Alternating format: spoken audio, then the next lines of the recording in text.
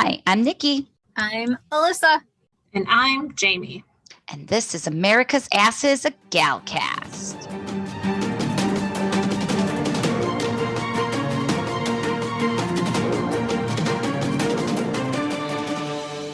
Hello, ladies. How are you? Yoo-hoo! Ooh, my one of my best friends, Melissa, that I grew up with, our families are best friends, and we grew up together. Anyway, so Melissa's grandma, Irene, used to always embarrass us, like in schools, because she would volunteer at church. I went to Catholic school, and we would be out in the play yard, and she would go, ooh, ooh, and wave at us. I love it. It was embarrassing. We're like, oh my God. I don't know that lady. Oh, we're in 5th grade. Oh my God. It's just so embarrassing. My grandmother saying hello. Oh my God. One time she brought us burritos for lunch. It was pretty cool. It was pretty damn cool because my grandmas were so goddamn old. They were like decrepit. I didn't have fun with my grandmas. They were so old. They just kind of stood there. My grandparents just kind of sat there and watched us play. They were like, They didn't play with us. Meanwhile, Grandma Irene, she's letting us swim in her pool, and she's rocking the bikini, and she's got that leather. She had that brown leather skin because she's outside all day, every day. And in the winter, they'd go to Florida. So, Anyway, welcome to America's Asses, a Galcast. We are an MCU-centric podcast by women for everybody. Right, ladies? Absolutely. You got it. Ladies, I am on it. I am here today. I am prepared. I am in awe. The setup worked out perfectly. Our scheduling of episodes. Yeah. Okay, I had a few. I'm going to ask you tell me what your initial reaction to the final episode was. WTF. Okay. Yeah. I'm like, wait, what? You guys, there was going to be cliffhangers, right? I mean, we knew More there were going to be questions. I know. Alyssa and I were talking about it because she watched Nuggets Saturday. Mm-hmm. So we were talking about it, and I was like, we should have known that this is how we were going to feel, because like WandaVision, we knew like that was it.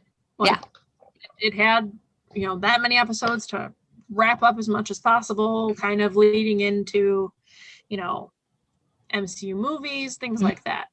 Yeah. Falcon and Winter Soldier, we feel like it could have, the way it ended was okay. Like it was good. It could have led into movies. It could have led into other series. It could have led into a season 2. Right. This, we were like, what the fuck? Because we knew already, like going into it, there was going to be another season. Right. So like, we shouldn't have been surprised. Right. Yeah. I get it. I was like, boom, knew it. Boom, knew it. Boom, yes. Knew it. I am not a boastful person, but I am in this case, ladies. Are you going to call you boastful Loki now? I am. Yes. Loki dokie. If you must. If you must. Jonathan Majors appeared. Mr. Big and I just did one of those like blind high fives where we didn't even need to look at each other. We're just kind of sitting next to each other and we just kind of high fived each other. Nice. Bam, called it, nailed it. And I have to say, Alyssa, your Infinity Stone theory, spot on. Yes. The whole last series was all blue. You were spot on. And that is also like Kang's like signature like color too. Like blue and purple. Got more, more blue and purple. Mm-hmm. Yep. Absolutely. And let me tell you that Jonathan Majors. Oh man. I'm telling you, you need to watch Lovecraft Country. It's weird and it's awesome. It's weird and awesome. And he is in it. And he is such a fantastic fucking actor. Is it a movie or a show? It's a show. It's on HBO Max. I got you covered. We got a subscription, but it's on HBO Max and it's Lovecraft Country. There's only one season though, but it's good. And it's like one of those where you wish they would just continue, but they didn't continue with it, unfortunately, because same thing with The Watchmen. They didn't continue Watchmen, and that was fucking fantastic too. But, you know, whatever. Well, that's like, Little Big said to me this weekend, wow, when you binge watch, you like binge watch. Seriously. Yeah, you do. Okay, so Jonathan Majors, we have to watch his show on HBO Max. Lovecraft Country. But I'm a good binge watcher, so it's so good. Like I was telling Little Big, like I have to be in the mood, not doing anything, because when I like start something, like I'll binge. Like I'm a really good binge watcher. Oh yeah. So like I need to be like in that mindset to be like, all right, I'm gonna be like watching this show for the next like week or whatever, depending on how many seasons and episodes and how long they are and that sort of thing. So I'll have to. Yesterday, we binge watched all of Loki again. And there were some things that we noticed that we didn't catch the first time. Ooh. Okay, so really quickly, like when episode 4 and they knock the timekeeper's head off and then they're walking away and you can hear, see you soon. Yeah, like see you soon. Like whisper. It's the same thing, that concept. Well, we'll get there. But yeah. Did you know that Jonathan Majors did all the voices of the fake timekeepers? I read that. Yes. Today. Yes, there are so many good articles out right now about Loki. It is the hotsy totsy on the nuts all over the place. I mean, I even saw one article about like, the stages of Loki, and it just had different Lokis from the comic books. It's like, okay, like, and then they're rewriting stuff too. Like this was so 5 days ago, dude. Like seriously. So, but yeah, we talk about something new already. Yeah, come on. All right. Old news. It does seem like it was eons ago when it was really just the other day, but it was less than a week ago. I watched it not once, not twice, not 3, but 4 times. I'm like, this is easily hands down my series. Like it has everything I love. Everything. Oh God. So cute little magic moment this weekend. So I made pancakes and sausage this Sunday, and then I have it all on the table. We're sitting down to have breakfast. Little man and the princess are playing Loki and Sylvie. He has they went through a pirate phase. Every kid goes through a pirate phase. And so they have like a hook and a foam pirate sword. And he had it in his shirt. And he's like, like this, like in the back of his shirt, like Loki does. That was so cool. He goes, Sylvie, I'm not going to kiss you like that because we're brother and sister. Like he even gets it. Yeah. Amen, kid. Amen. He is 7. Incest. See, he agrees with us. Because not you, us. We get the ick factor. I still say it's masturbation. Actually, it was proven. That was one of my whoop-hows. Okay? Masturbation. All right. So we've got Marvel News. The 70th. Yeah. The 73rd Emmy Award nominations came out, girls. Woo woo. And guess what? They recognize Marvel Studios and Disney. Didn't they get like 23 or something? Altogether, 28 nominations. WandaVision was the 3rd most nominated series for 2021. And they had 23 nominations, including Outstanding Lead Actor nod for Elizabeth Olsen. And My Boyfriend Paul Bettany got a nomination. Supporting Actress nod to Kathryn Hahn. She's totally going to win that. Absolutely. And they got a nomination for Outstanding Limited Series. Also, too, this is a little bit of trivia for you. So Agatha All Along also got a nod for, got a nomination for Outstanding Music and Lyrics, which was written by Kristen and Robert Lopez. So here's your fun fact. Robert Lopez. They were the ones who wrote Frozen. Yep. that wasn't my fun fact, but yeah. And Avenue Q, and there was a couple, he's done a lot of stuff. So Robert Lopez is the youngest EGOT recipient. And EGOT stands for Emmy, Grammy, Oscar, and Tony. Mm-hmm. So, but did you know who else is an EGOT recipient? Somebody you guys know I am obsessed with. Teddy Roosevelt. Oh, you are. Barbara. You guys are so very close. Mel Brooks. Yes. Oh yeah. Really? Yes. I was like, it had to be somebody that's on her Mount Rushmore.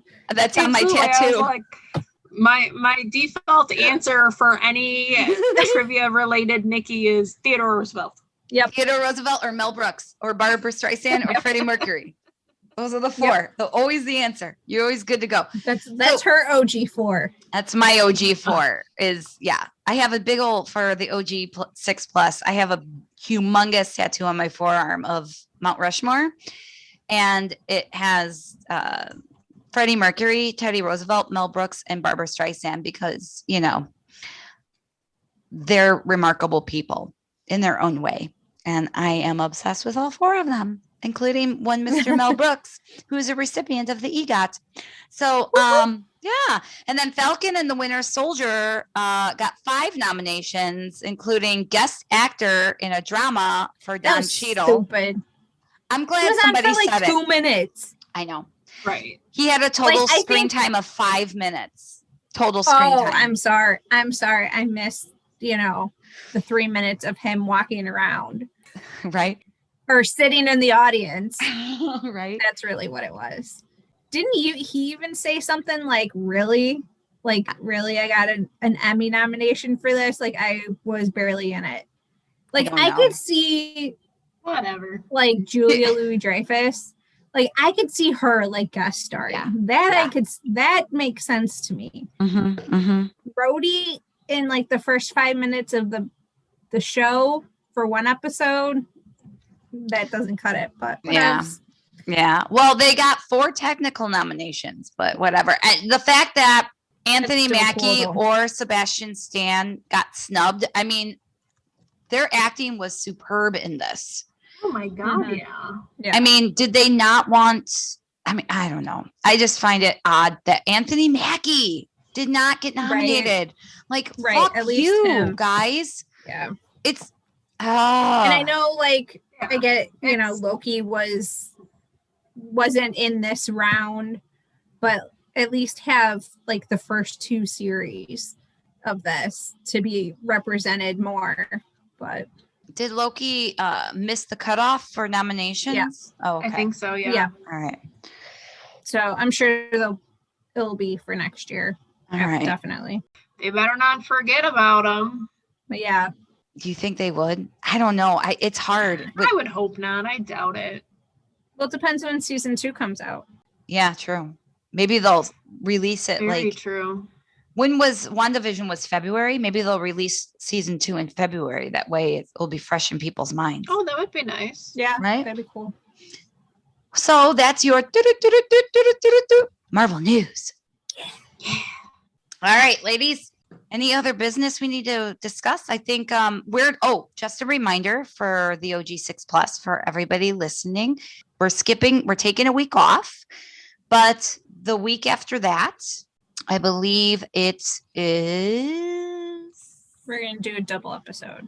We're going to do a double episode on August 4th. We're taking the last week in August off. So, but not August. July. The last week. We are taking the last week of July off.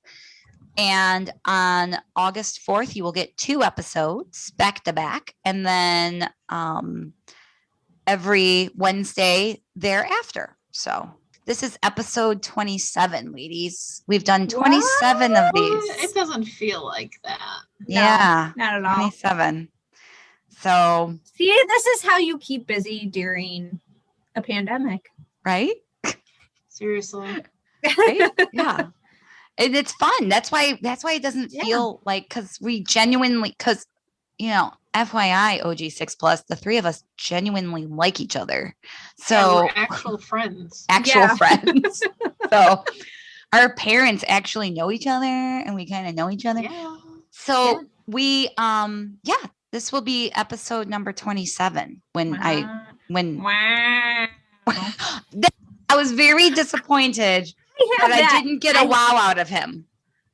I have that written in my notes. The last thing that I put at the end of the series, disappointed. There's 2 things I'm disappointed about. I'll get to what the other one. But I'm sure we're all disappointed in both of those reasons. And I'm sure we all know what they are. Right. And I'm disappointed about there was no wow. Yeah. Yeah. That was disappointing. Although he did give us some zingers this episode. Like you know, anyway. Okay. So here we go.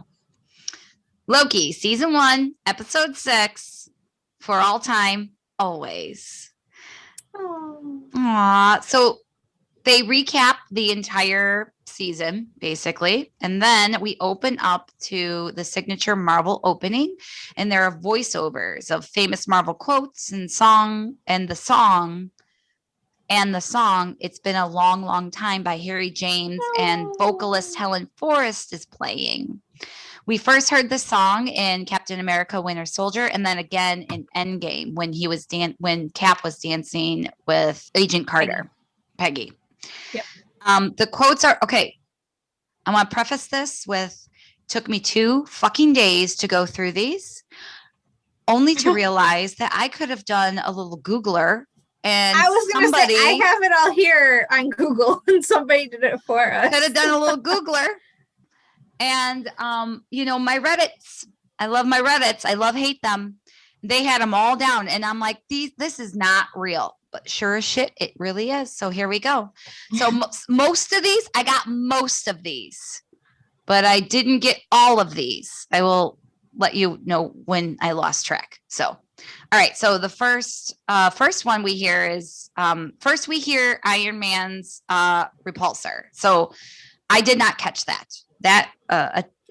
Somebody, a Redditor. I rewatched. So I'm going back into the office part-time. Mm-hmm. So I had downloaded the last episode today to watch on the train ride home. And that was the first thing that I noticed. I was like, oh, I didn't know it. I don't remember hearing that sound the first time I watched it. I did not either. So, and then the second voice is Sam saying, "Way to go, Tic Tac." And then we hear Hope, "That's how you punch." And then we get Wakanda forever. No. Then we get Hulk's roar. Then we get Wakanda forever. Then we hear Spider-Man's web shooter. Okay, so the Hulk roar web shooter. I missed that too. Oh, I didn't hear. Yeah, I didn't. I was more focusing on the quotes, not the sound. Right. Well, I wasn't either. And then there's this rock star on YouTube do these recaps that are it's just they're very thorough. So and that's where I got these from. I'll be as transparent as it can be. Like these are not all for me, but I did catch Ant-Man saying, "You haven't heard me." And then Black Widow says, "Let me put you on hold." And then Star-Lord, "It's a dance-off, bro." And then Thor says he's a friend from work. I love the fact that Make-A-Wish Kids quote got in there. That's awesome. Because you know the story behind that, right? Yes. We talked about that, I feel. Have we talked about it? Well, really quickly, I think we did. there was a Make-A-Wish kid on set, and he had suggested to Chris that he should say, "Oh, he's a friend from work," and so he threw it in there, and it made the cut. Isn't that lovely? And it's one of like the best lines. Yes, absolutely. And then Cap versus Cap in Endgame. Cap 1 says, "I can do this all day," and Cap 2 is like, "Yeah, oh, I know." And then you get I know. Then you get young Hank saying, "Yeah, I'll show you ferocity." And then Captain Marvel, "Baby, higher, further, faster, baby." And then Loki, "We have a Hulk." And Korg, I love the fact that Korg made it. We're gonna jump on that spaceship and get out of here. Want to come? And then Bucky, "Who the hell is Bucky?" Now this is where I started. Like, oh, I didn't catch that. This is where "Who the hell is Bucky?" That's when they all started jumbling together, and this is where the Rockstar on YouTube came in handy. They're the ones who gave me all of these. Okay, Bucky says, "Who the hell is Bucky?" Overlapped with Peter Quill saying, I have part of a plan." And then Natasha says, "I've got red in my ledger." And Doctor Strange then says, "I've come to bargain." Vision, "I was born yesterday." Hulk, "Puny God." Thor, "You're big. I've fought bigger." Nick Fury, "There was an idea." Hawkeye, "You are an Avenger." Loki's final words in Infinity War, "You will never be a god." Banner, "I am always angry." Hank Pym, "You sent my suit through the mail." Chrysalis in Doctor Strange. Chrysalis? Is that how you pronounce it? He's the weird dude with the eyes. Time is the enemy of us all. And then there's a baby cry, which they said was possibly baby Loki when Odin found him. So, yeah. So that's the opening. Very emotional. Gets your blood pumping. Okay, so I have 3 more you did not mention. All right.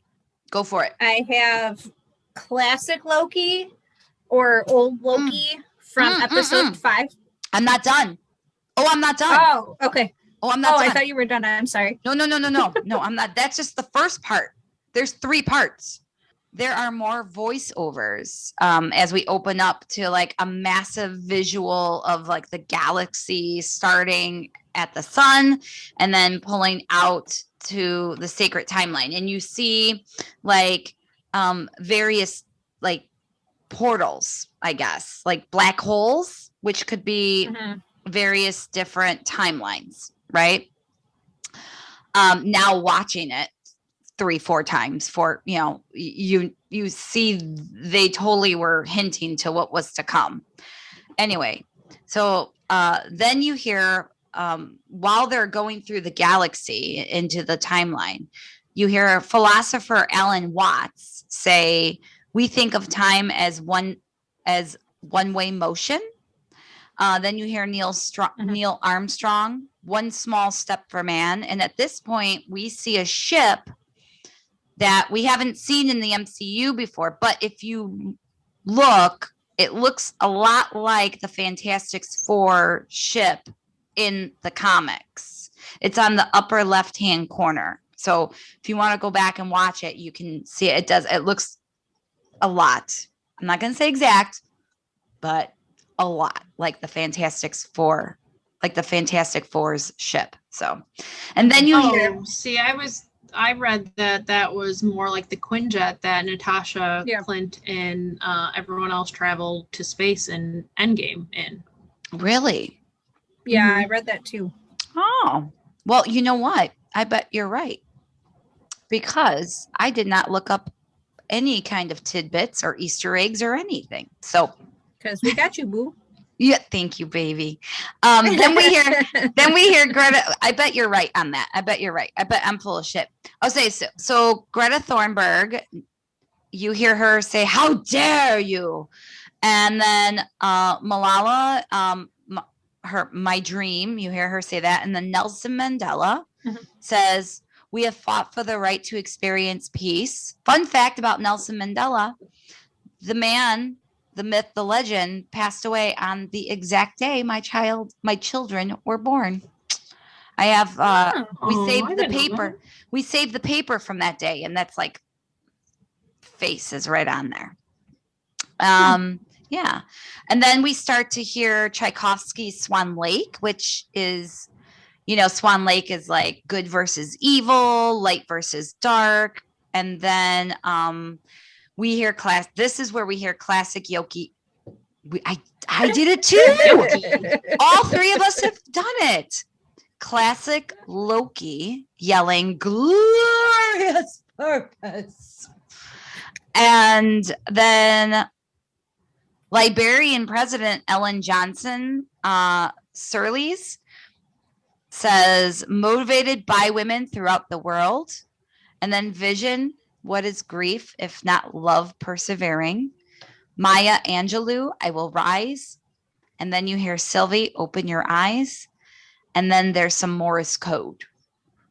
And that's all I got for that. Did you That's guys? all I got too. Okay. It was a lot. Okay, now we're squared up. All right.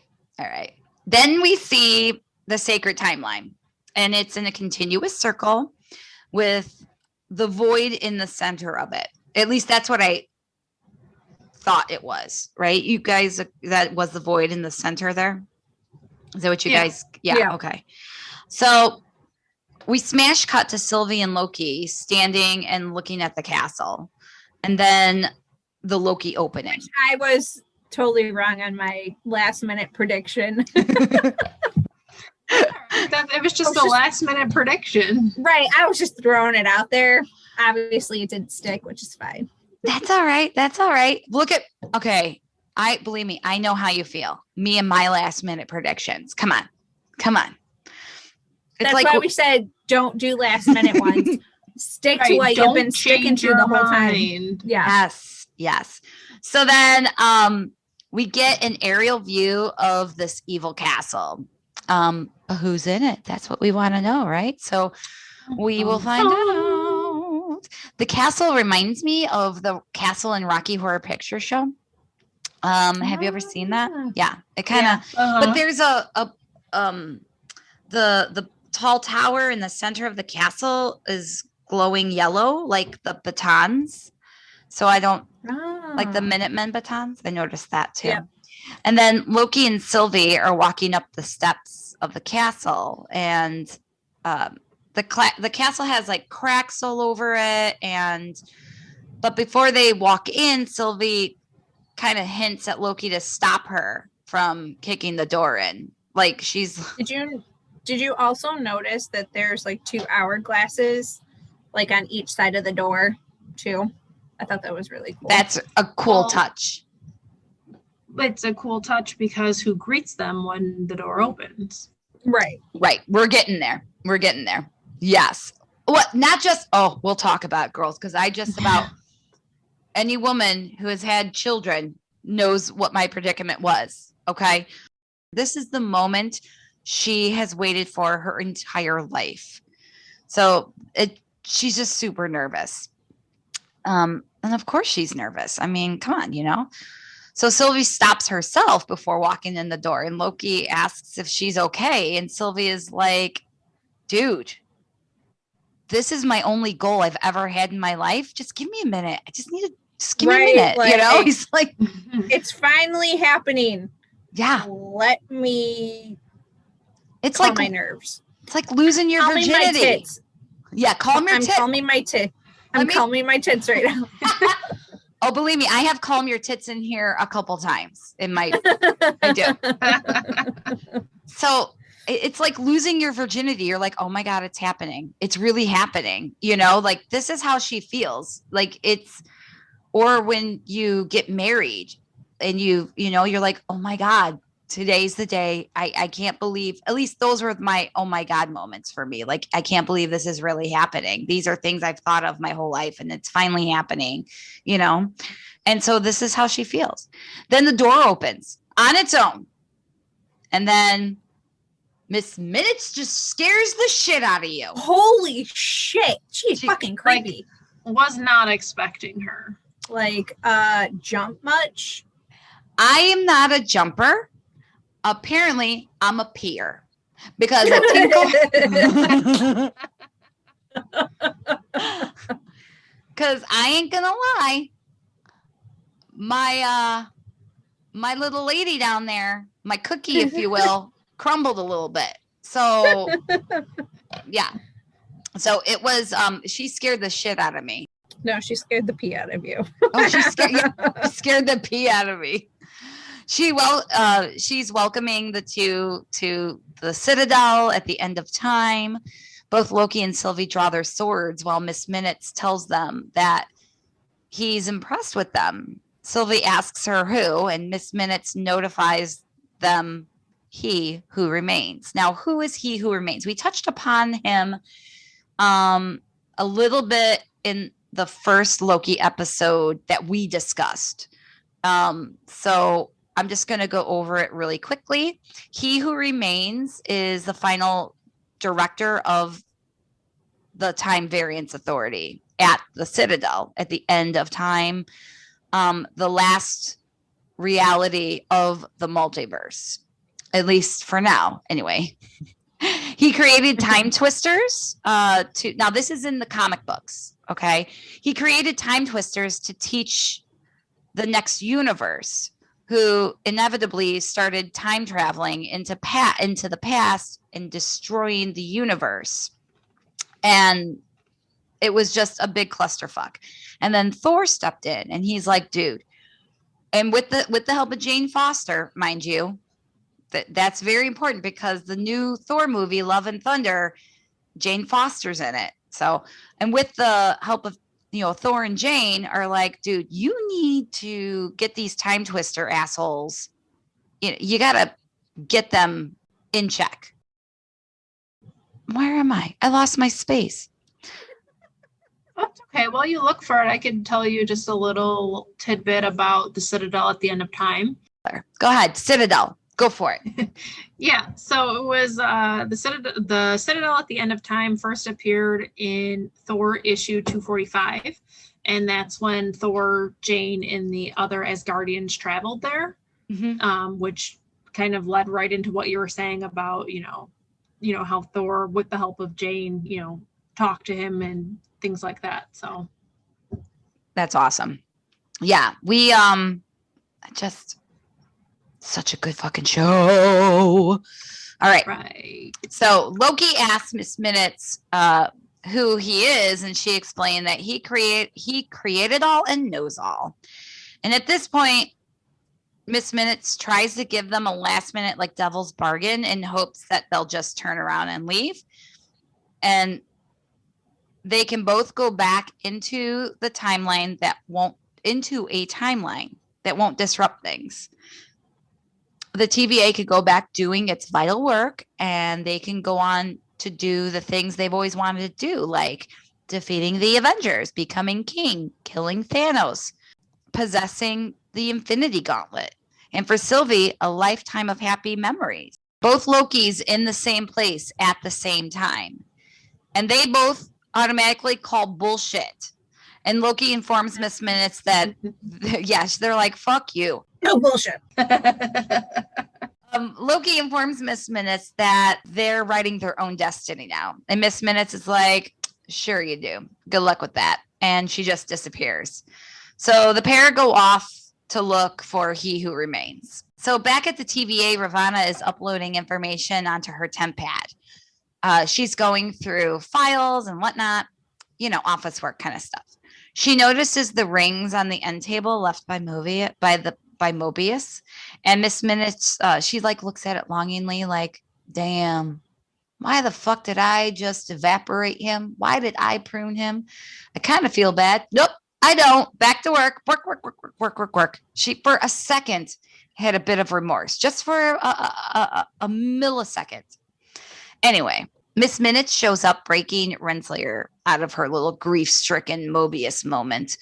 and gives her an excuse that she was delayed because some things came up, she said. And she tells Renslayer that her files should be up shortly.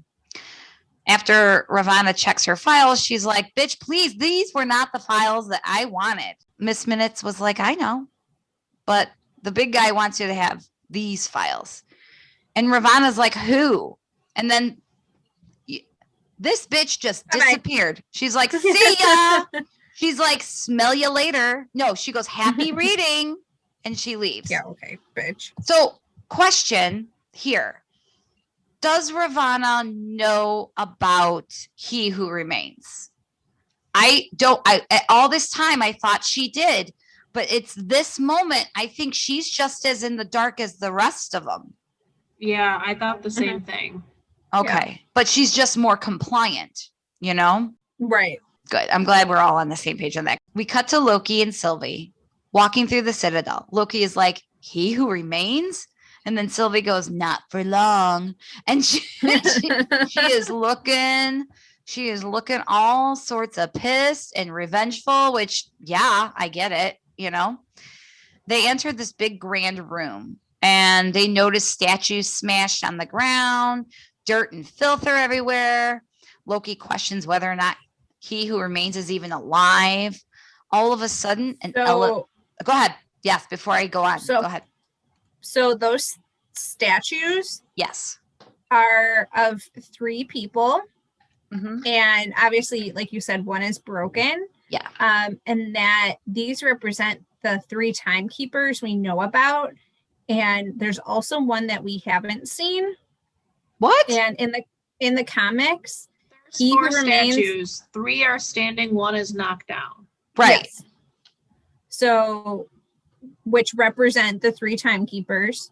And in the comics, He Who Remains actually created 4 timekeepers, but one of them, the Oracle of Siwa, Siwa, was Siwa?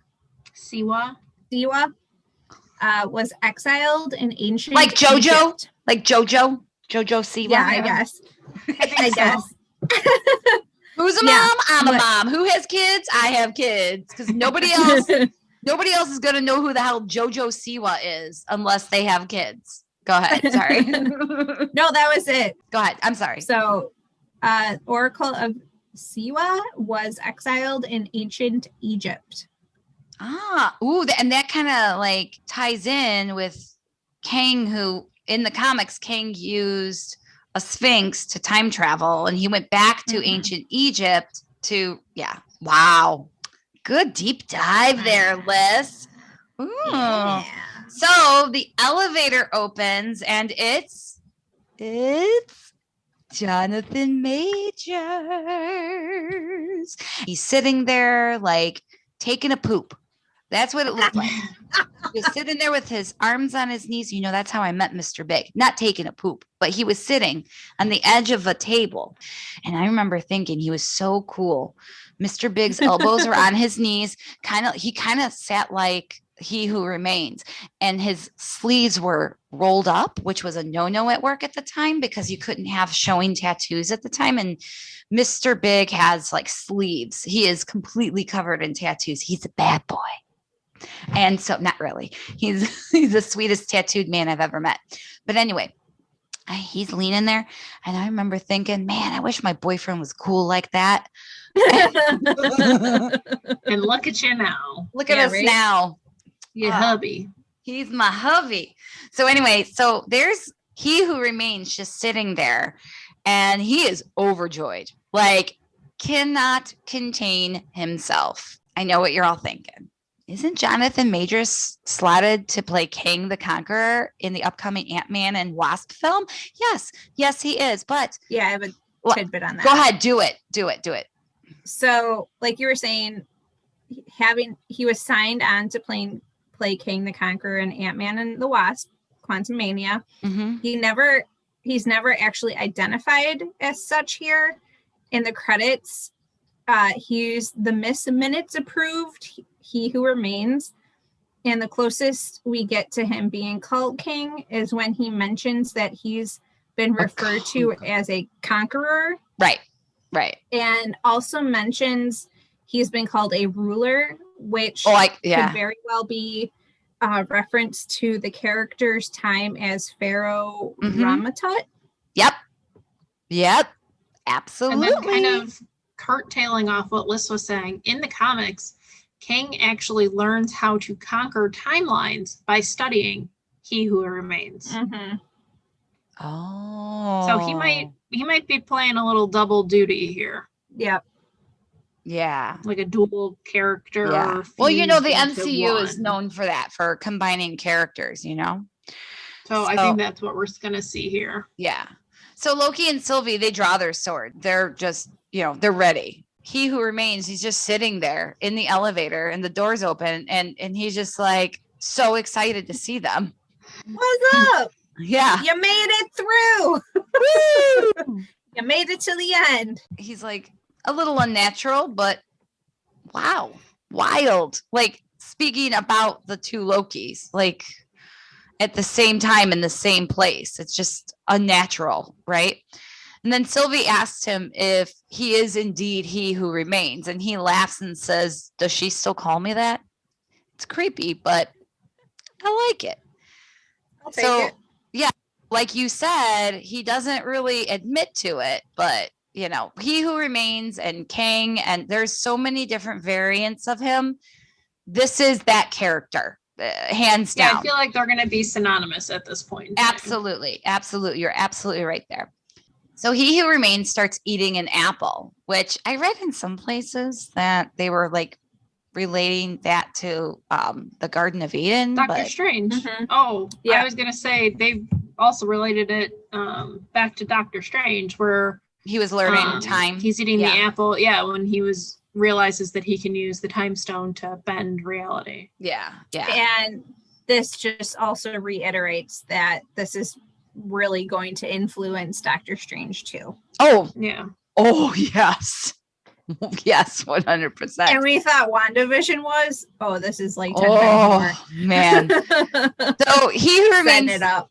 Right. So He Who Remains starts eating an apple. He then invites Loki and Sylvie into his office, and they're very confused and they're very guarded.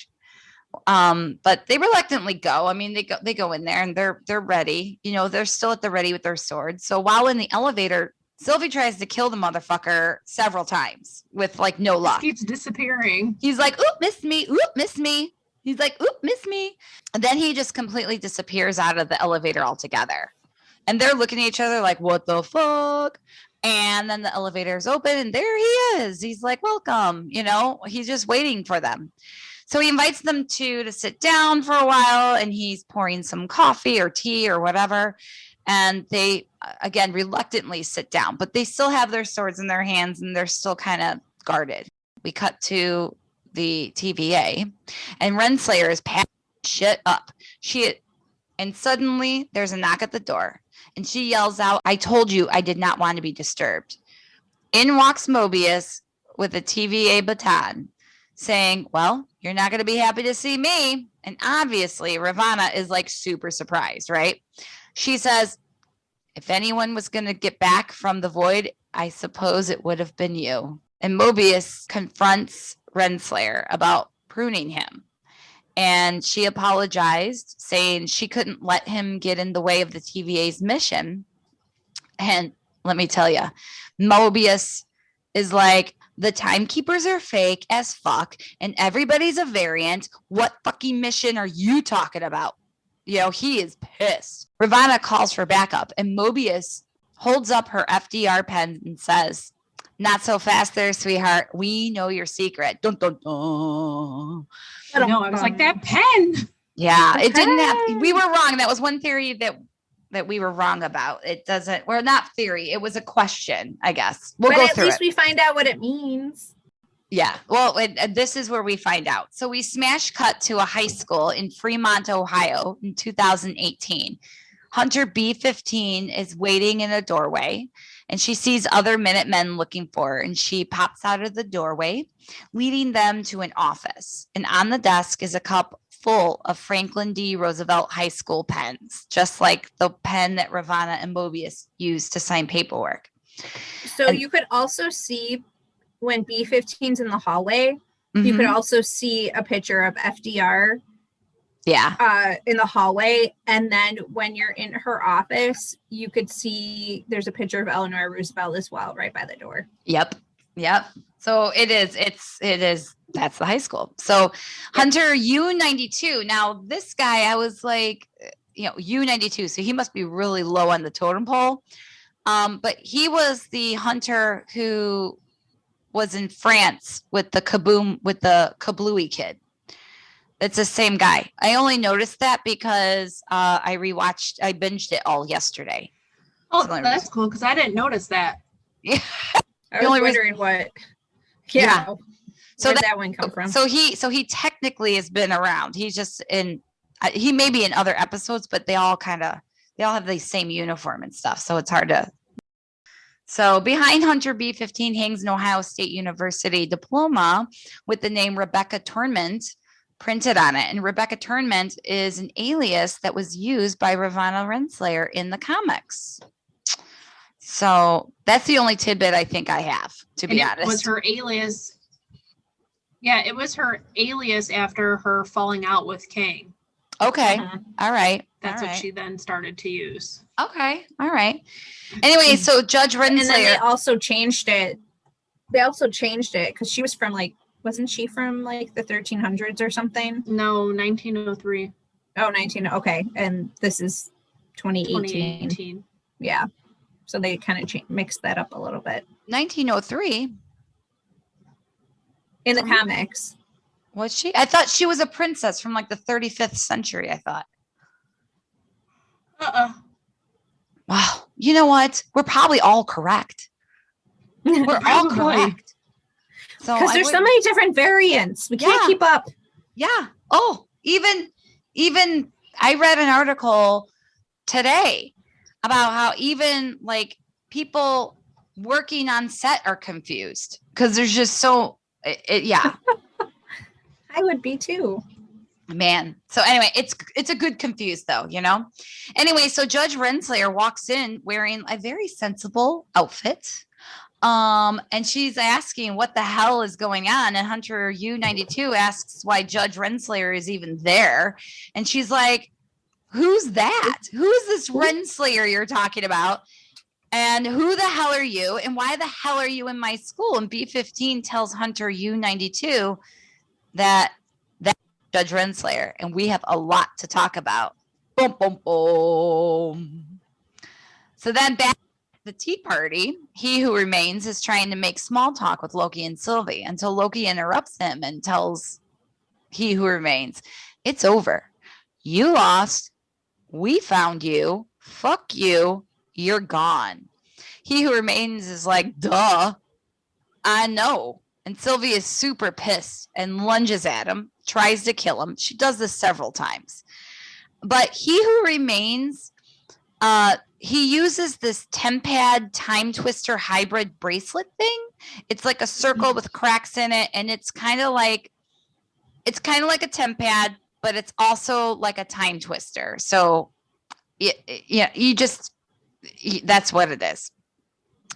And he uses that to get out of her way. And then he just laughs at her like, bitch, you can't get me. Yeah, bitch, please. Anyway, so he who remains says, let's get this out of the way. And he's rummaging through papers and showing them these two papers. He goes on to explain that they can't kill him because he knows what's going to happen. It's a script of the future. And Loki's just calling his bullshit. He's like, you're a liar. So when you see this about their printed dialogue, you could see that he who remains lines say me. Yes. And while Loki's lines list his variant identification number as L1130. I did notice that. That's awesome. That's awesome. The detail. Freaking detail that Marvel has. I don't know whose job is this. Supposedly the number 1130 is like a biblical number, and it signifies change and growth. And so a lot of people were saying that like it signifies Loki's journey in the series, like, you know, it was how it was focused on like his self-discovery and him changing as a Loki from, you know, betraying and backstabbing to, you know, being a more genuine, real person. So I mean, it kind of makes sense. Right. It makes a lot of sense. So I was watching the TikToks. I'm on there, and this guy was complaining about how does this Loki, and it's the, you know, 2012 asshole Loki, turn into this Loki in only 2 days.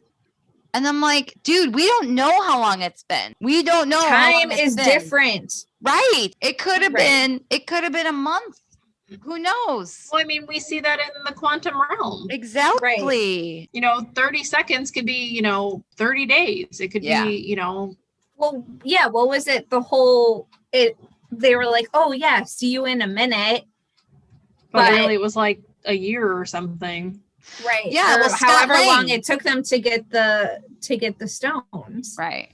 Well, and then Scott Lang was in there for 5 hours, but he was gone for 5 years. Right. So, you know, all right. So He Who Remains is like, how do you think I'm able to get out of the way whenever you guys try to kill me? It's because I know the future. I know you were coming here. He says, I know all and I've seen it all. He even saw done that. Yeah. He even saw that little look by the lake, he says. He goes, it was quite sentimental and very touching. Yes, it was it was goddamn romantic is what it was. Whatever. What? It was good old masturbation. He Who Remains He Who Remains goes on to explain that he paved the way for their journey. You just went down the road. I know, right? Yeah. So he says he paved the way for Lamentus, The Void, TVA, all of it. It was all him. Sylvie is really pissed off. She asked He Who Remains why they were there then. If he planned all this, why are we there then? You know? And he's like, patience, my child. And he's like, you know, oh God, here it is again. You know, you can't get to the end until you've been changed by the journey. Oh, I hate that word. Anyway, Loki says, so, oh God. Every time I think of it, I think of like my weight loss coach going, how's your journey? I'm like, bitch, please. I had a burrito and I had a whole bag of Doritos yesterday. It's not going well. But my fat ass is happy. Anyway, so Loki says, Loki is pissed. And he's like, so it's all a game. It's just all a manipulation. And He Who Remains decides to play some kind of mind game with them and asking Sylvie if she really can trust Loki. Like he's finding joy in putting this wedge between them now. Now he's really starting to fuck with their minds. And he's like, and Loki's like, don't listen to him, girl. You know me. I got your 6. I got you. Don't you dare listen to him. And He Who Remains asks Sylvie if she's even capable of trusting anyone at all, which fucking low blow, dick. You did this. Like you made her this way, asshole. Oh God. Yeah. It's just this whole, like, what do you expect? This entire, like, Jonathan Majors did such a great fucking job. Oh my God. He did so good. I just kept getting this like leader of a cult feel, you know, from him. Like he's playing these mind games, you know? And then, so let's pop on over to the TVA. Okay. So now let's pick up where we left off with Renslayer and Mobius. Mobius is feeling some pretty big feelings right now. Okay. He's clearly, for sure, working through some stuff. He's threatening to expose the TVA's big lie and let everyone know that they're all variants, and Ravana is desperate at this point. She looked desperate anyway. And she's arguing that the TVA is a necessary lie in order to give them all purpose. She goes on to say that there will be death and chaos if they don't prune the timeline. And then she explains that only one person gets free will, and that's whoever is in charge. That it sounds like some Mormonism or Scientology bullshit right there.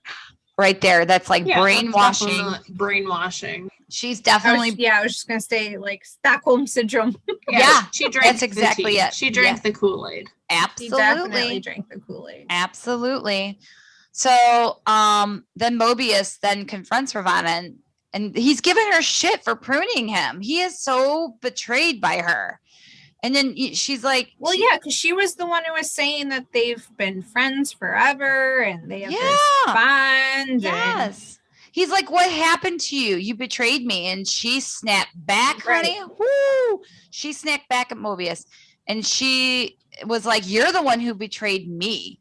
She explained that she protected him, hung her neck out for him. How could you choose a bunch of Lokis? Yeah. How could you choose Lokis? Yes. How could you choose Lokis over our friendship? She said, and I quote, you threw our friendship away over a couple of Lokis. So she was really, really hurt, but no reason to fucking prune somebody. Shit. Then Mobius is like, but you can't take away people's free will. Can't you just see that? And Renslayer starts typing on her temp pad and Mobius is like, what the hell are you doing? We're in the middle of a fight here, honey. Let's get this done. Let's hash this out, And she's like, I'm doing what I have to do. So a portal appears. Mobius is like, bitch, you ain't going anywhere. And he tries to prune her with a TVA baton, but she just kicks his ass, like big time, knocks him over, all that stuff. And Mobius is on the ground. And this is where he was really like, he was like, whoa, whoa. But he didn't say wow. He was like, whoa, whoa, And that was, when he was on the floor. Like, say it. Say it. Right? I wanted him to go, wow. Wow, this is what it came to. Or something, yeah. Or it's come like, to this. Wow, you threw our friendship away. Wow. He could have said it in so many different places. When she's like standing over him with the baton, that's also how like the Avengers were looking down at Loki earlier in New York. They are fans of that shot, Didn't we get that in earlier episodes of Loki? Yeah, the Lokis stood over our Loki. Yeah. Right. Yeah, when they were looking down into the bowling alley hideout place. Yeah.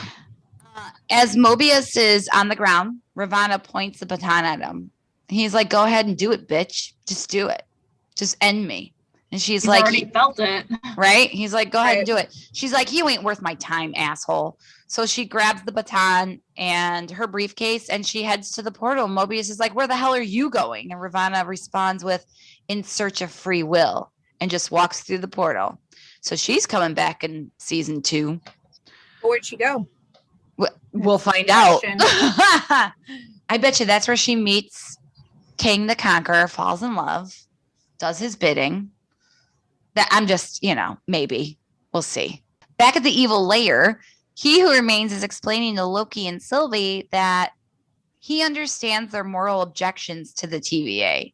And he recognizes that his methods are deceptive, but the mission was never deceptive.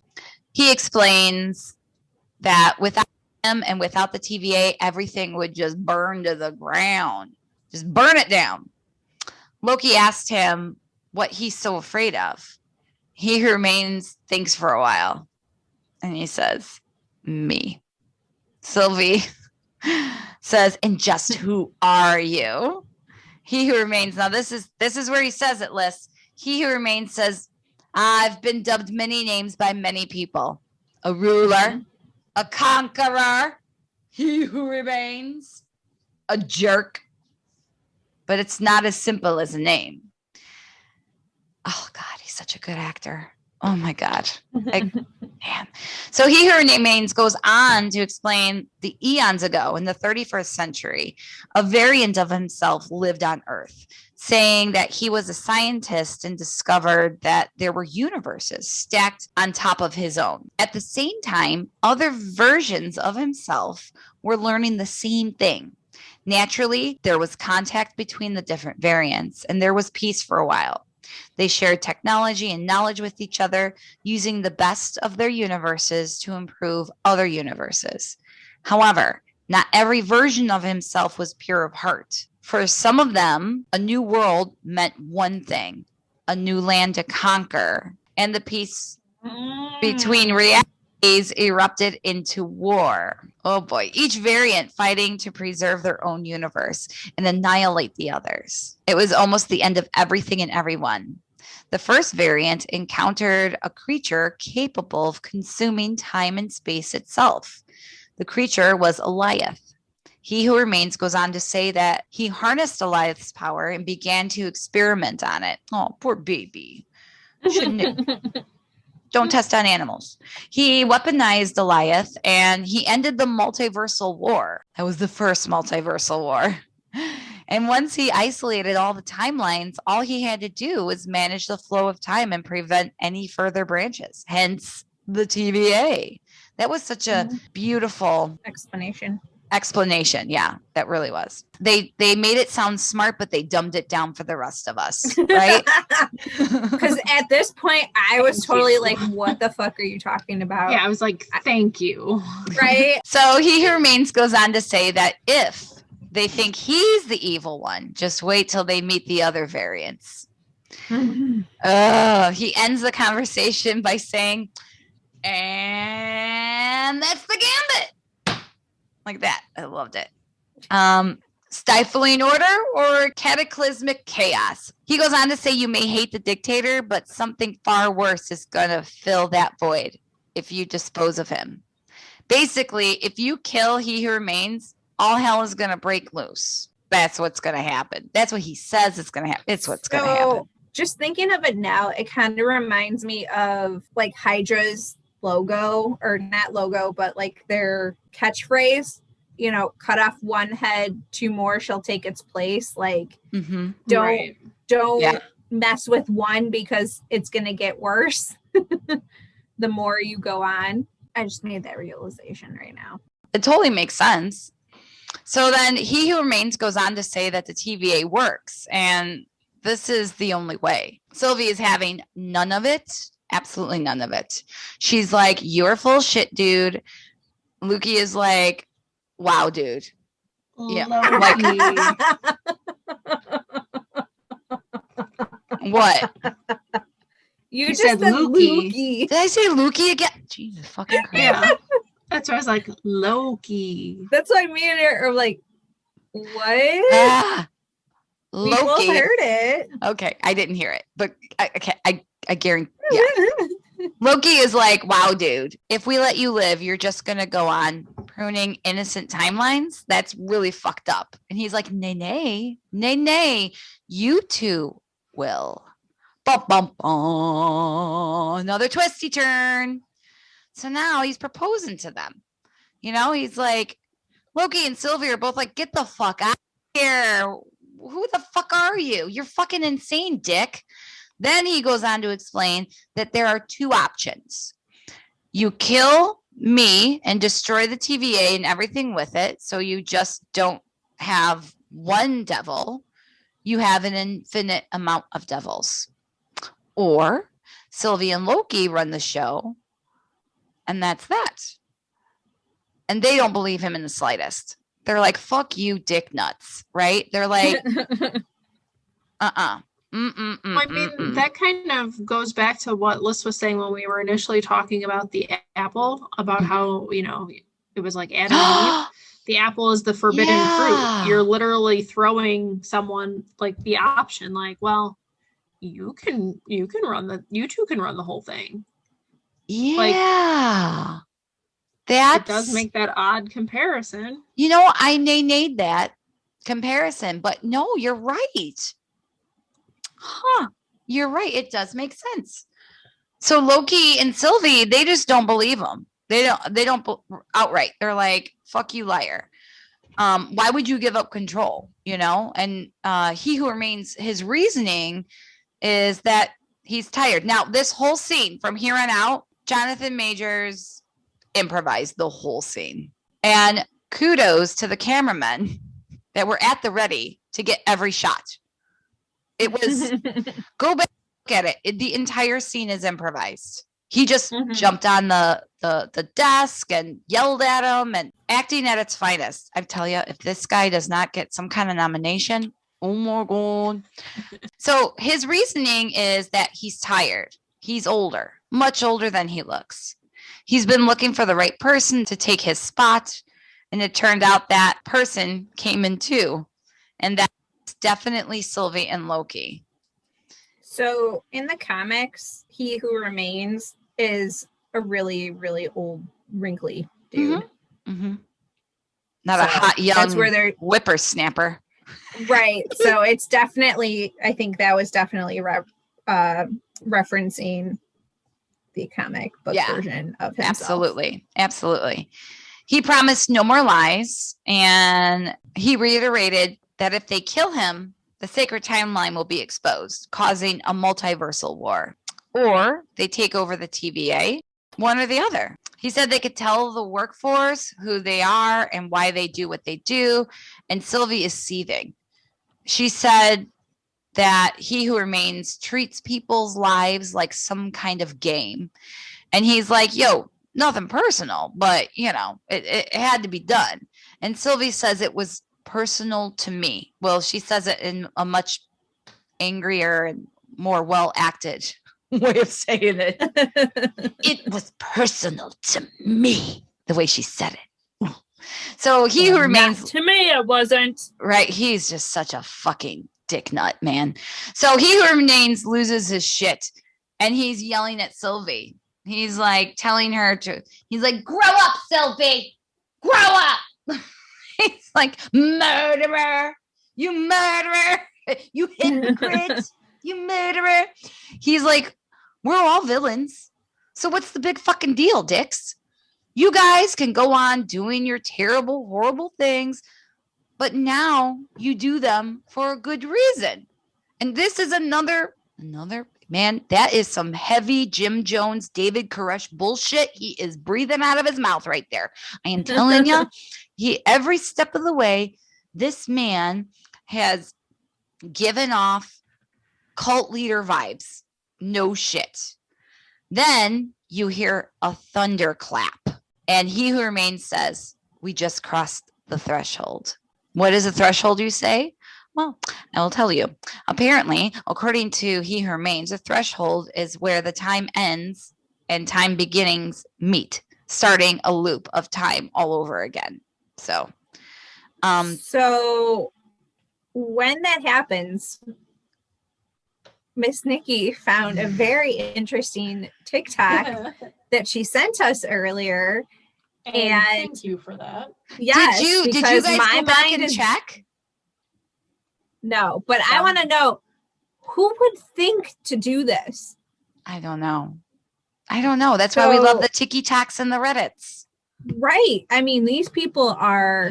Okay, go on to explain dedicated. What it is. Yeah. They are dedicated. I mean, thank you. I couldn't think of the word. They are dedicated for sure. Yeah. So they said, if you start WandaVision, the last episode of WandaVision and this last episode of Loki at the same time, at like the 37-minute mark and I don't know, some seconds, when we hear the clap that Nikki just mentioned, the thunderclap is when Wanda gets all of her powers like from Agatha.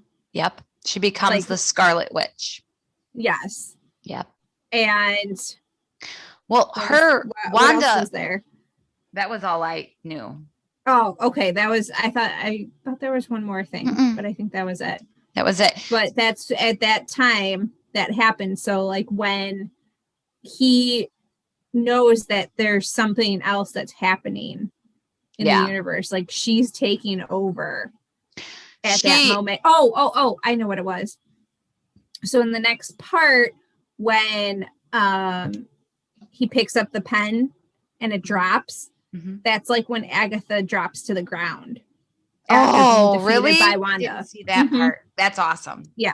That awesome. Was also in that video. Yeah. Well, Wanda is a walking Nexus event. in herself. Like she is a Nexus being. So that makes a lot of sense. I was just flabbergasted. I mean, we found this TikTok like an hour ago, right? Man. Literally. But then, so I was also, continue, because I had a theory, but now this totally messes with it. Uh-oh. Okay. All right. Let me continue and then we can go. Yeah. I'm almost done. We're almost done. So. Yeah. All right. So He Who Remains goes on to admit that he lied. He lied about knowing. Shocker. Yeah. Shocker. Like what you don't know what to believe, like right? anybody fucking trusted him. Right. Yeah. So he goes on to admit lies. So he went on to admit that he lied about everything, about knowing how everything is going to end. And he says, once the threshold happens, he lost his ability of knowing all. At this point, you see the perfect circle timeline starting to branch off. He Who Remains. So go ahead. So this is the part that my theory was, like, when these branches started happening, that's when Wanda hears the twins. Okay. Probably. At yeah. But if just moments earlier, if that was when that happened, the time wouldn't match up. But time runs differently there. Time runs differently there. Oh, yeah. Because at first, we had said that when Sylvie had used all the resets at Roxcart, like when all of those branches started happening, if that was when Wanda hears the twins, like that's when like all these new timelines came. I think it's this. But now it's, definitely this makes more sense. I agree. Yeah. I agree. Well, we didn't know that this was coming though. Like, so at that point in time, like we thought that was the biggest event that was happening. Right. But now this was the oh shit moment. Right. Yeah. So He Who Remains goes on to say that he has no idea as to how the rest of this is going to work out. And Loki is like, what the fuck, dude? Oh, this is what happens at the end of time. Like, what the fuck? Loki questions him saying, you're just going to sit here with all this freedom and let us decide your fate? You're one cuckoo for Cocoa Puffs, I mean, seriously. So He Who Remains is like, what's the worst that can happen? They either take over and his life's work continues, or they kill him and cause a multiversal war. Then he would just end up right back there anyway. So Sylvie is like, fuck you. Fuck the horse you rode in on. You are just another. Oh, she has had it. She's like, this is just another manipulation. Why are we even entertaining you right now? He Who Remains tells them he's telling the truth. Whatever. I don't believe a word out of that fucker's mouth, right? He then places his Time Twister Tempad hybrid bracelet thing on the end of the desk and says he loves all the honesty and that it feels like a fresh start to him. All of a sudden, Sylvie just jumps at him like a fucking puma and she is about to kill him. And then Loki fucking stops her. Loki stops her. Sylvie is like, what the fuck, man? But Loki wants Sylvie to just stop and think. She's like, no way. I'm not gonna, we're gonna finish what we started. As Sylvie charging towards He Who Remains again, Loki uses his telekinetic powers to pull Sylvie back toward him.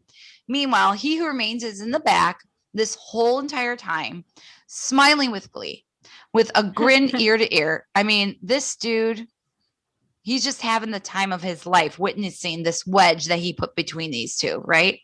Really, he's so much like a cult leader at this particular moment. It's ridiculous. Right, because he pins the people against themselves. And he doesn't have to do the dirty work. He lets them self-destruct.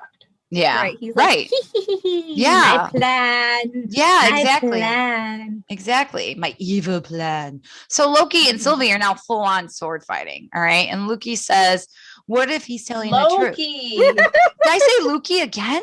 Yes. We're going to fucking name this episode. Yes. The Loki episode. Yeah. So the final Loki episode. The final Loki episode. So Loki and Sylvie are now full on sword fighting. And Loki says, what if he's telling the truth? Sylvie's like, fuck that. Basically, Loki believes him and Sylvie doesn't, calling him a liar. Loki is like, I am a liar. And I don't think he's lying. This fucker over here, he who remains, is yelling out to them to hurry because the timeline is already branching. Blah, blah, blah. Motherfucker. Ugh. So Loki and Sylvie are debating back and forth. And then suddenly it dawns on Sylvie that Loki wants to replace he who remains so he could have his throne to sit on. And Loki's like, no, it's nothing like that. Right. No. Yeah. And Sylvie doesn't believe him at all. He's like, listen, Sylvie, the balance of the universe is at play here. The TVA is evil and a bunch of dick nuts. But what if by taking this dirtbag out, we risk taking something even more sinister on? It's going to be an evil hot mess is what it's going to be. He goes on to reiterate that he's not thinking about taking over the throne. She's pissed and hurt, you know? She says, what in the world was I thinking trusting you? She does not trust Loki in the slightest at this very moment. She says this whole thing was just a con, and Loki was seriously offended. Right. Meanwhile, in the background, he who remains smiling ear to ear again and actually giddy. He's like doing the finger thing, like he jumping in his chair, motherfucker. Loki says to Sylvie, oh God. Loki says to Sylvie, you never trusted me to begin with, did you? Can't you see that this is bigger than either of our experiences? She questions why they aren't seeing the same way. Like, why aren't we seeing this eye to eye? They're actually talking at this point, and they're really trying to fix it, I guess, in this 10-second exchange. And Loki says, because you can't trust and I can't be trusted. Oh, break my heart. Oh, Sylvie replies, well, I guess we're in a pickle. My daughter asked us for a cat today, and we're like, fuck no, we're not getting cat. But she wants a cat to name Pickles. Aww. She's like, I want to name it Pickles. I'm like, okay, well, you know, we'll never talk about this again. Stop asking. I'm like, you're not getting a cat. That ain't never happening. Yeah, not happening. No. Then Sylvie tries to either lunge at Loki or he who remains. I couldn't tell what she was doing. Anyway, they started fighting again. And Sylvie eventually throws a green fireball at Loki, knocking him into the wall. And we get a fantastic Loki hair flip out of this one. He's like, ugh. You got to. You got to. So many wonderful he's ones. the man and he's not going to wear a hair tie. Girl. Right? Oh my God. All the girls this phase has their hair pulled back, and I'm here for it and I'm loving it. That's when you know you have. And they're not wearing heels. And they're wearing boots. heels. Yes. It's Being fucking practical. Female director. Kicking ass and taking names. Yep. Yeah. Shout out to female Absolutely. directors. So she walks over to He Who Remains, and Loki telekinetically throws a chair at Sylvie, and it hits her, but that doesn't stop her. She's on a mission. She is like, I'm going to kill this motherfucker. Loki gets in front of Sylvie, and they start sword fighting again. And Loki says, maybe he's lying. Maybe he's not. The cost of getting this wrong is too great. She's like, fine, just do it. Just kill me, you know? Oh, and then the passive aggressiveness, like, seriously, Sylvie, shut the fuck up. This is no time for passive aggressiveness. Okay. She must have been either A boomer or B, raised by a boomer, because, you know, the gaslighting here is ridiculous. Not gaslighting, but the passive aggressiveness. Oh my God. We've all seen it. We've all felt it. So we've all lived it. We still live it. Yes.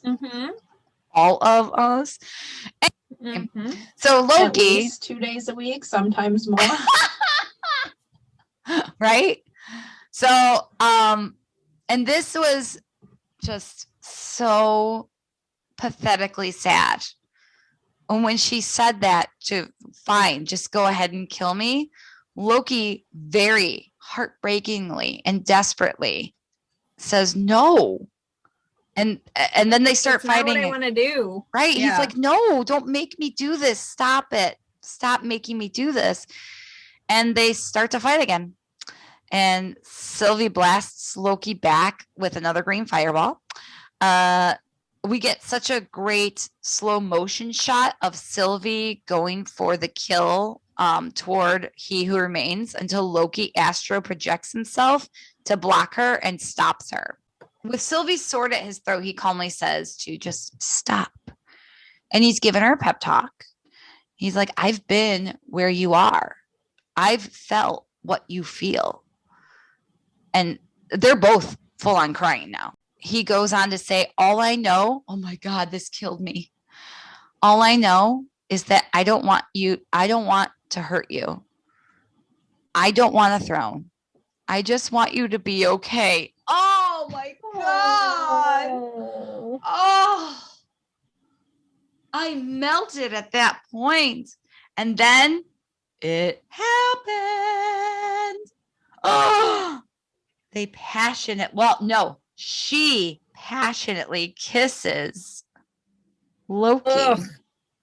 Vomit. It was beautiful. It was gorgeous. It was beautiful. Nasty. Meanwhile, He Who Remains is sitting there with his hands to his mouth, like in disbelief, like, bro, I was not even expecting you two to kiss, but whatever. And they pull away from their kiss, and Sylvie says to Loki, but I'm not you. And then takes He Who Remains. Now, she got He Who Remains' temp pad, time twister, hybrid bracelet thing, and created a portal. I don't know when she grabbed it, but she definitely grabbed it during their fight. And she throws Loki back at the TVA through a portal. Oh, God. And he is like so heartbroken. He is so heartbroken. So heartbroken. And she is too when you think about it. Well, we're getting there. So He Who Remains tells Sylvie, he's like, you're incredible. You are just an incredible variant. You're just so incredible. And Sylvie then telekinetically picks up her sword, throws the desk aside, and starts towards He Who Remains. And he is delighted at this point. Absolutely delighted. He's just sitting there all giddy, like dancing in his seat. As Sylvie is walking toward him, she asked him if he's going to beg for his life. And he's like, well, I can. I mean, I could. Do you want me to? I mean, I could. Fucker. And then Sylvie takes her sword and stabs him in the chest all the way. That sword goes all the way through his chest. This just reminds me of like when in Infinity War and Peter Quill was like yelling at Thanos when they almost had the gauntlet off of his hand. And it's like, shut the fuck up. Why did you just do that? You just fucked everything up. Yeah. Well, like I think we were texting this weekend about that. Like it's emotions make you do crazy, shitty things sometimes. I know I have said and done some shady shit when I was like overly emotional. And this is exactly that. But this has to happen. Otherwise we don't have a phase 4. So I'm not blaming her. Yeah. Yeah, I know. I get it. Yeah. So everything all these happens for a reason. Right.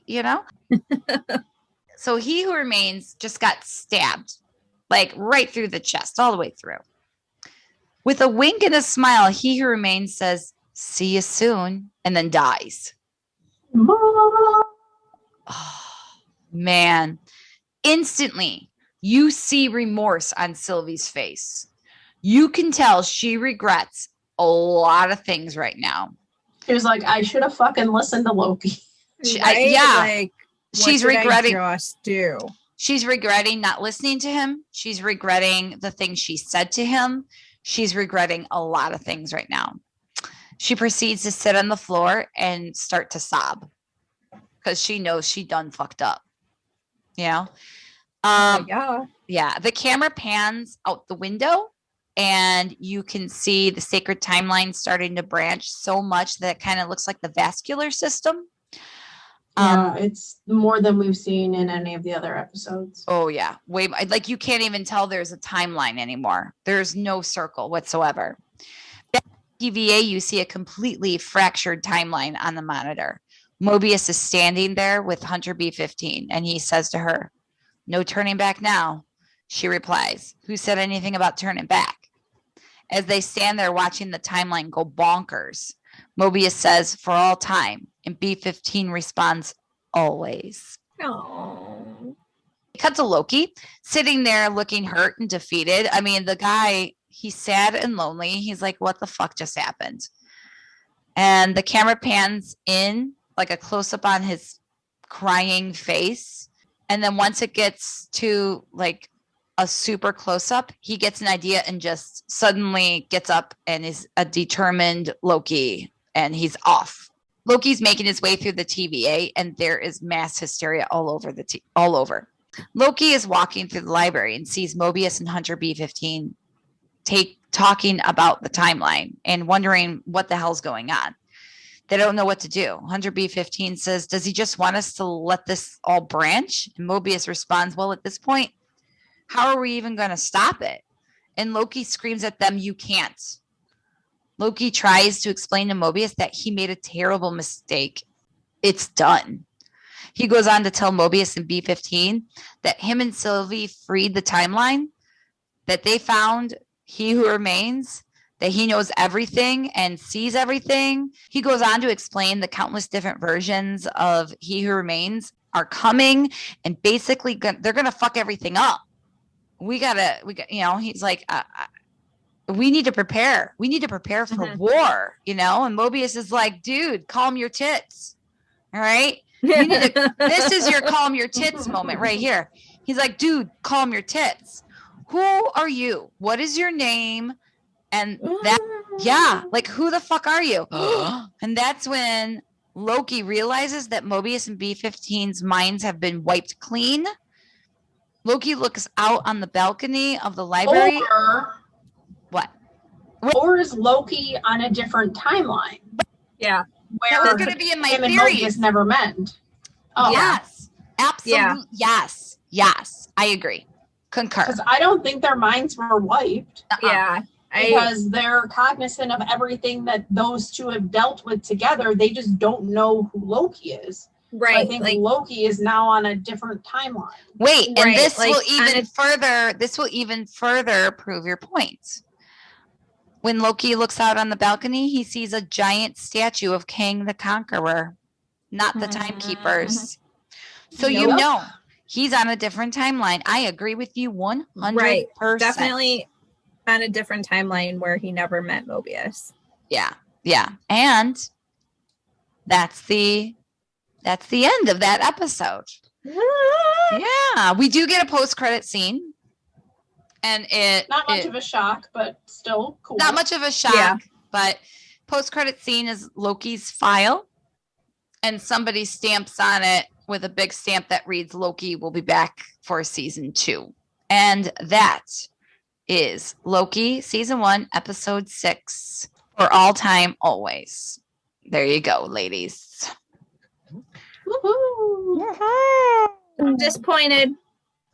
You were disappointed? I'm disappointed, but there's two things that I was disappointed about that didn't happen. Yeah. No jet ski. I know. What the hell? No jet ski.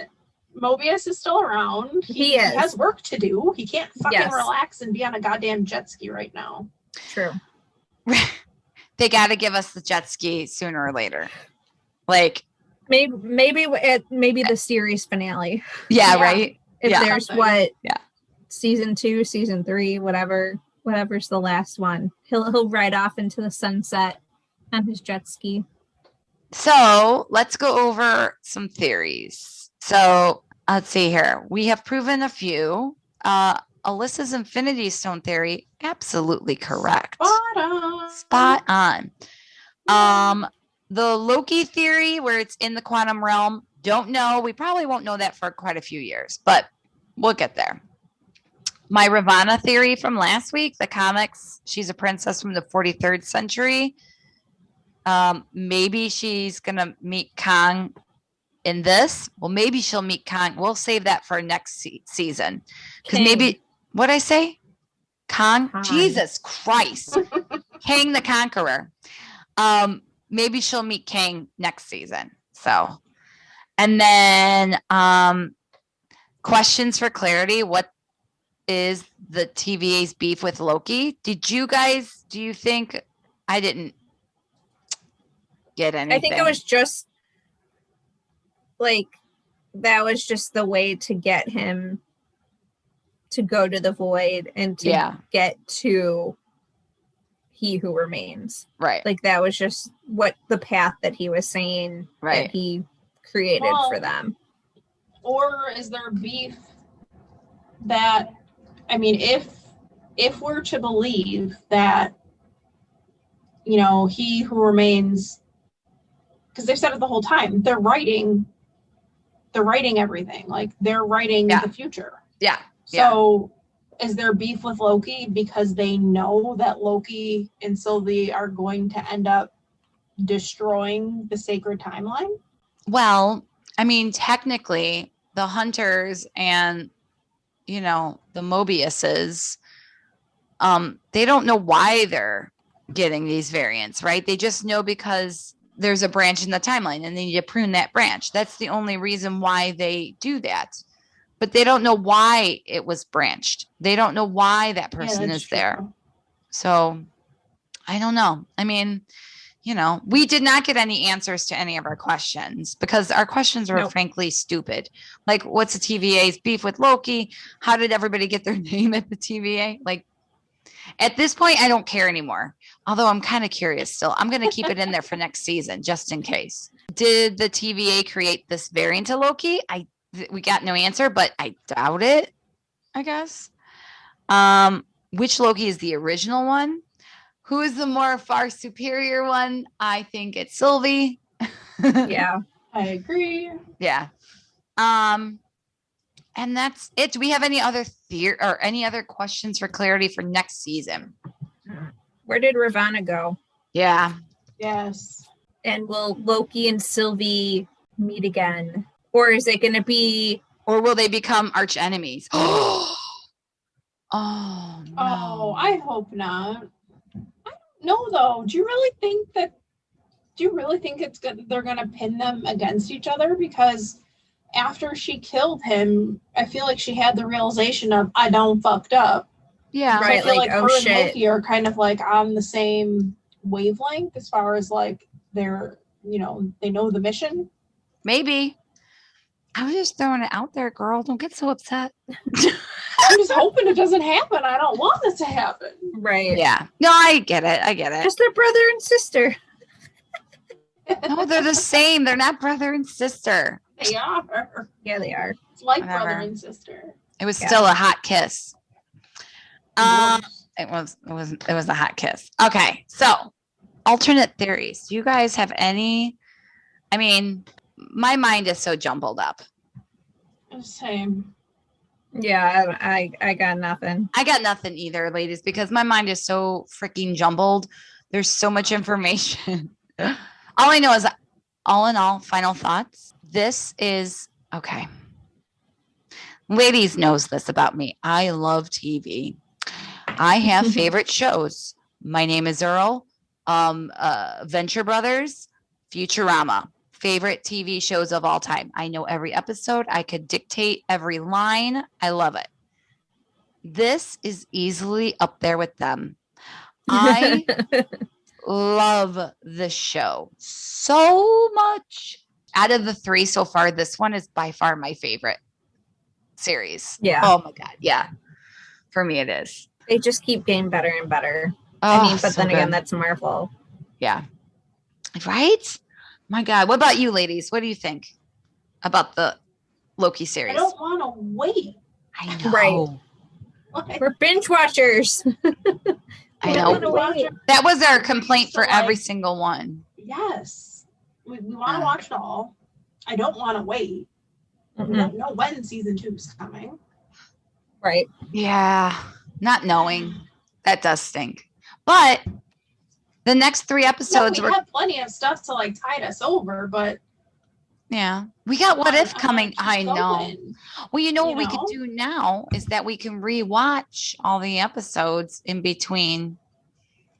Forget it. Whatever. Virgin River. Start watching that. We'll finish Virgin River. I gotta keep up with it. Yeah. So I just wanted to give a shout out to my daughter is part of this Running Buddies program where people, joggers, and marathon runners, they run in the name of a child or a person with a disability who can't do it. So I signed the princess up for this back in 2017 and just thought it'd be a nice little thing for her. So these runners, they do all these different marathons and fun runs, and then they send the medals to these people. They're buddies. You know? Mm-hmm. The princess was matched with the most perfect person that could be matched to our family and to my daughter. Her name is Lisa, and she texted me last night telling us how much she loves our podcast. I didn't even realize she listened to us. Oh, that's awesome. She loves our podcast and she can't wait to hear about Lisa. Yeah. But Lisa is just so freaking awesome. She's so encouraging. She's like, you got this. You're such a good mom. You got this. And I love your podcast. I mean, oh my God. Oh, you God. Listen. I love it. I know. We're so excited because one person listened. But no, seriously, I was beside myself because I didn't expect her to.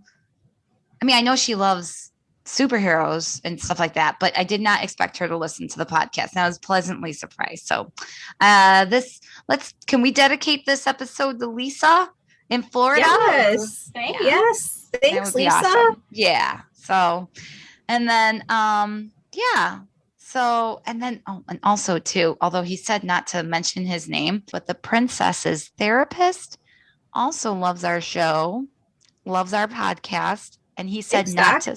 Yeah, he's not a doc. Thanks, Doc. He's not. Well, he should be a doc because he's that fucking smart. He's a magician among children. I swear to God, this guy could get my daughter to change her tune in 2 seconds. He's amazing. Awesome. We love him too. But I'm just these people in my lives that I never thought would love or like us. I mean, not that they wouldn't. I mean, I was just pleasantly surprised. Is what it is. Aw, thanks. Those are all good surprises. Yes. Yeah. So just thank you to them and thank you to the rest of the OG 6+. Like seriously. Yes. And today is the 10th anniversary of when Captain America: The First Avenger was released. Today? Of course. The 19th of July? Yes. Of course. Wonderful. Yeah. I have no doubts that you would know that. So around this time, within the next couple weeks, will be my anniversary of getting into Marvel. Oh, that's awesome. That's awesome. Yeah. Fantastic. Oh, ladies, I miss you. I can't wait to start recording in person. You know what, Jamie? Hang in there, kid. You got this week. This week is going to be really crazy for Jamie. That's why we're taking off next week.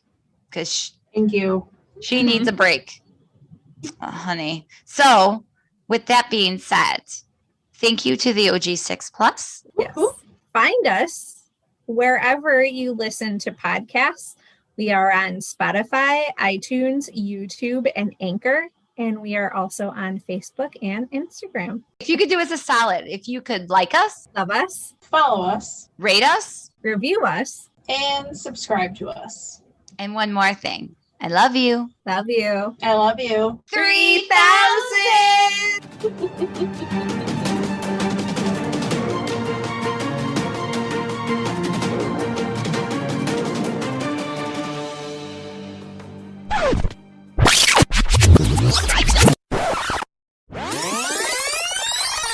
I am so fucking excited about Discovery Plus.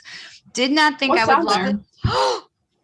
Every tiny house you've ever seen, every Property Brothers, every wait for it, every 90-day fiance, every Oh yeah, because I'm isn't it like done. TLC stuff and like TLC HGTV Discovery. and all Wait, that? it gets even better, ladies. Every murder show you've ever seen. Oh, I Do you like want? that. Do you want Deadly Relatives? We got it. Do you want Nightmare Next Door? We got it. Do you want Unsolved Mysteries? Oh hells yeah, we got it.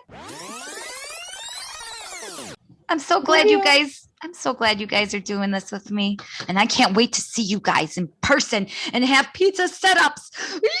Yes. Yeah. I'm stoked. So stoked. Okay, I love you. And you What? know what? What? You know what we could get too? Huh. Because you'll be here. Rainbow cone. Yes. Look Look at her face. I love it. I haven't had rainbow cone since my 41st birthday when Nicole bought me a rainbow cone cake. No. Well, yay. we could get a cake, or Oh if my you want God. a rainbow cone, we could go get rainbow cone. Oh my Or God. I could get a bucket of it or whatever. Don't they have like a? Yeah, they do. Don't they have like a gallon or something? don't Yeah, know. like quart or pint or yeah. Okay, Nikki is like, she's like freaking out. She I can't love handle it. Rainbow cone. That's like regionally, like we don't have it up here. Well, although they have the Yeah. they have the truck You now. go to- They're regionalizing more, Yeah, whether more. it be but- go to Navy physical Pier. brick and mortars or Don't they like still have the? Bitch, I ain't going to Navy Pier to get me a rainbow cone. What? Pay $50 for parking to go get a fucking $2 rainbow cone? No way. I don't blame you. This has been America's Asses.